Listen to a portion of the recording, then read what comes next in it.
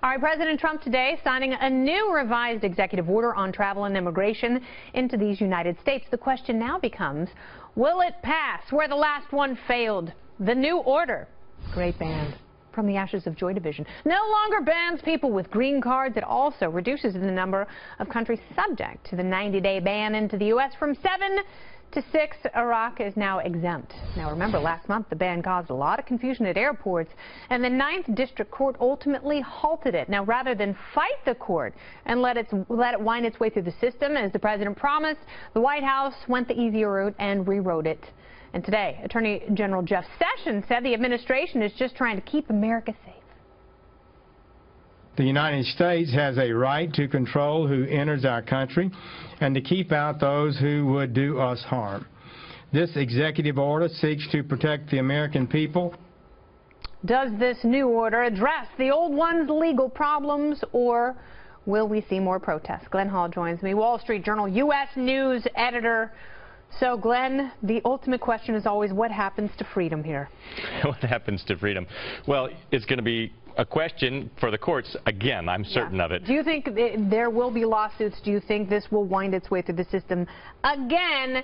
And is it legally fortified where the other one? So we've already heard from the ACLU that they plan to do a challenge, and New York's Attorney General Schneiderman has also suggested that he will. We haven't heard from some of the key litigants before yet. You know, Virginia and Washington attorneys general have been a little bit more circumspect, haven't said precisely that they will or they won't. Yeah. But already 2 are on the book saying they will. So I think what you're asking is, does it have a better chance of succeeding, this order, where the other one failed? Yeah. And it certainly did address many of the issues that were pointed out by the previous challenges. And what about the charge that the banned country list is kind of arbitrary, that there is terrorism that proliferates in other countries like, I don't know, Pakistan and Saudi Arabia and most of Western Europe?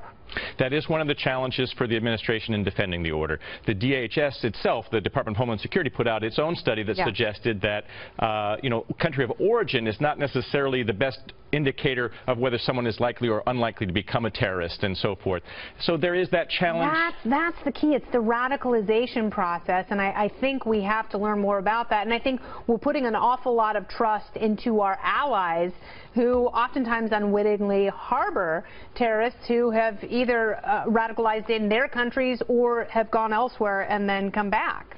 Yeah, and that's really been kind of the challenge here. And so when you picked this original 7 and now 6, it was based on the congressional determination of these were hotbeds of terrorism, and the administration under Obama, President Obama, that also determined that some of these were terrorist hotbeds. So that was a defensible. They removed one of those, and that was Iraq, and that was because of the appeals from many within the administration as well as partners in Iraq saying, look, we've been your partner in the fight against ISIS. Yeah. And Iraq also agreed to cooperate on more extreme vetting at its end. So I think there was a concession made there that helped get Iraq off the list. Yeah, because, I mean, you're essentially saying that, you know, every incursion and the war in that theater has been a failure. Because if we've turned everyone in that country into an enemy that we have to be suspicious of, then we have essentially failed, because I think this administration and the previous 2 would like to point to Iraq on some level and say it's been a success, and these people ultimately want to help us. And no question that they have helped us. There were many Iraqis who've, you know, sacrificed their own lives as well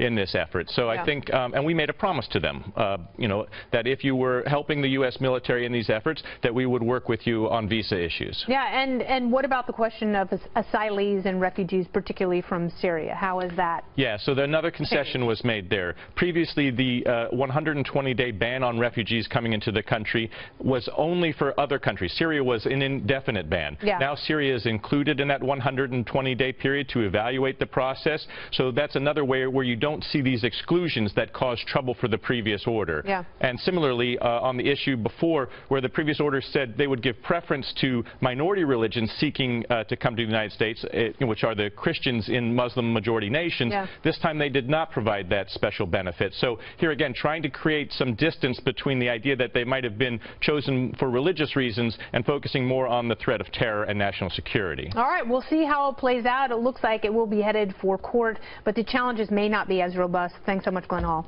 Appreciate it.